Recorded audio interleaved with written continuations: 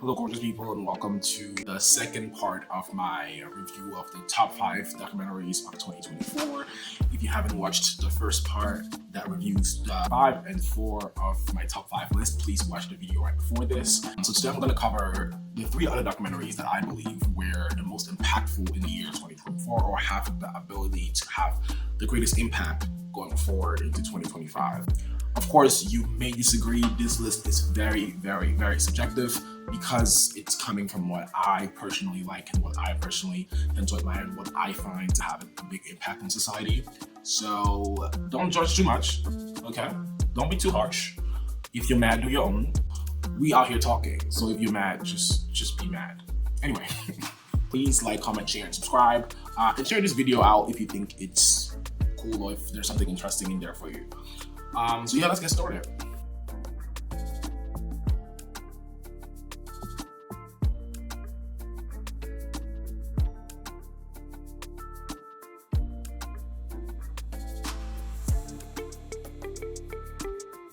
Alright, so at the number 3, the documentary that ends at number 3 in my top 5 list is a documentary on Peacock, a documentary series actually on Peacock that falls into the true crime category. And it's a documentary called Anatomy of Lies. Now, it would have been crazy to do a whole documentary series or a whole series about the top documentaries of the year without at least touching on true crime, the true crime category.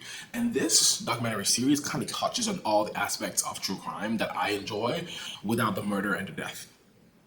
Although you could see how the action of the person involved in this documentary could lead to murder and death. Let me tell you what the documentary is about. So the documentary is about this woman called Elizabeth, what's her name? Elizabeth Finch. Elizabeth Finch, who is basically obsessed with attention, loves to get the attention by creating crazy stories about her own life or by appropriating stories from people who are actually going through terrible shit and making it about her or faking like it was her story, and then selling those stories to TV shows or writing for TV shows as if those stories were hers. For years, she fooled Hollywood. She fooled us all. Being with Finch felt like I was in some fairy tale movie. She's like, I write for Grey's Anatomy. I was like, what? She was co-executive producer and highly paid, but that wasn't enough. Her writing was so highly regarded because Finch had been through so much. She fought cancer. She went public about sexual assault. She lost a friend in the Tree of Life shooting. If you're confused right now, let me give you more detail. So Elizabeth Finch happens to be a writer for the TV show Grey's Anatomy, and we've all at some point watched Grey's Anatomy. I have no idea how that shit is still on the air right now. It has like 2,500 seasons. Like it has like 150,000 seasons. I don't know why they're still obsessed at making this show. I don't know who is still watching that, but please, if you're listening, Shonda, cancel this and give us something else. Because my great-grandmother was watching this show, and my great-grandkids are about to watch this show as well, and nobody's asking for this. Anyway, I digress. So this woman, Elizabeth Finch, goes through a lot to get attention. And the best way, of course, for a white woman to get attention is to channel her victimhood era. And so Elizabeth Finch claims to be a victim of cancer. She claims to be a victim of mass shooting events. She claims to be a victim of home abuse. The worst part about that, right now it seems like, oh my God, she's just a liar. But the worst part about that is the way in which Elizabeth Finch infiltrates other people's lives in order to get those false stories of trauma that she would then appropriate as her own. It was all a lie. I let her into my home, into my kids' lives. When you love somebody, you'll ignore red flags so they're hitting you in the head. I don't know who my wife is. I trusted her completely, but I needed people to know the truth. Elizabeth Finch checks herself into a mental health institute, or a rehab center, something along the lines of that. She doesn't actually have, or she doesn't seem to have, any significant mental health or rehab issue or significant issue that would bring her to that rehab center. But she goes there and befriends someone who's actually going through something traumatic that brings that person into that rehab center. So she befriends that person, That person happens to also be a woman. So she befriends this woman who's at that rehab center trying to get her life back together because has been abused by her ex, and she's trying to get herself back together to be able to take care of her kids.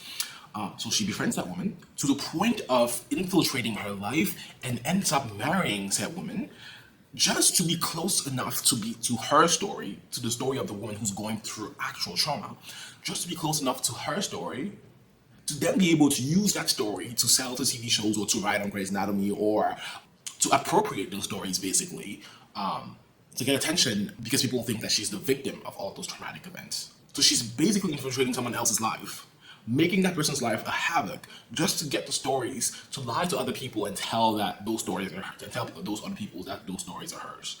And that's the most messed up part of it. I mean, we all lie. Let's just start there. We all lie. Facts, right?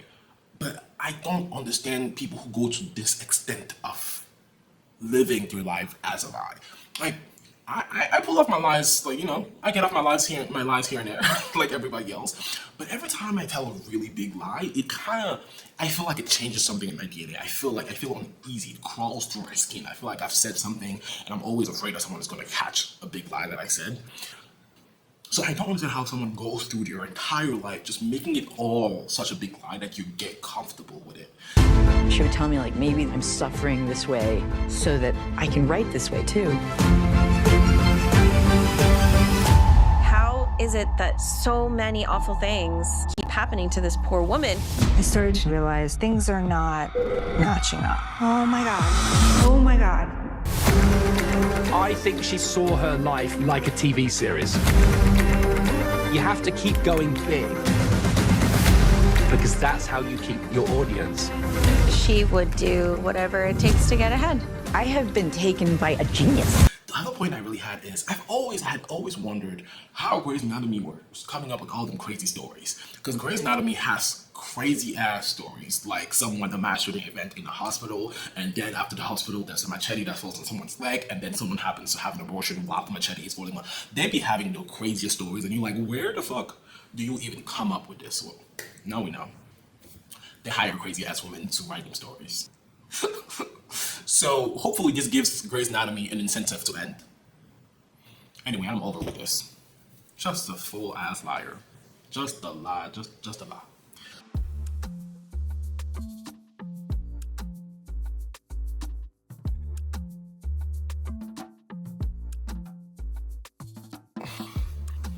All right, let's move to the documentary series that ends at the number 3 in my top 5 ranking. And this is going to be a switch into kind of something a little more depressive and a little more serious. I think the last one wasn't serious enough. And this documentary is called Quiet on Set. Now, this is not a documentary that is particularly entertaining, but you don't watch that because of the entertainment value. You watch that because it's a story that needs to be told. It's a culture or a system that needs to be understood.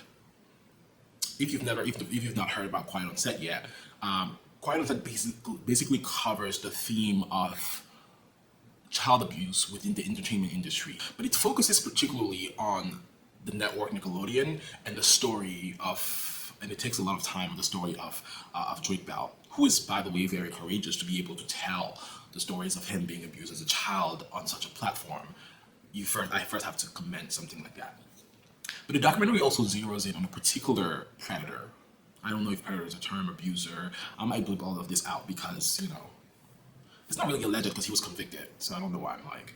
But that person was accused of like fostering an abusive or inappropriate behavior within the Nickelodeon environment. But yeah, Drake Bell discusses the story of Drake Bell is paid particular attention to in this documentary because he discusses his experience while at Nickelodeon by his dialogue coach. And as I said, I have to commend his vulnerability. But here's a clip of his story. My name is Drake Bell, and I came here today to tell my story. Have you ever told your story publicly before? I have never told my story publicly. I was sleeping on the couch where I would usually sleep, and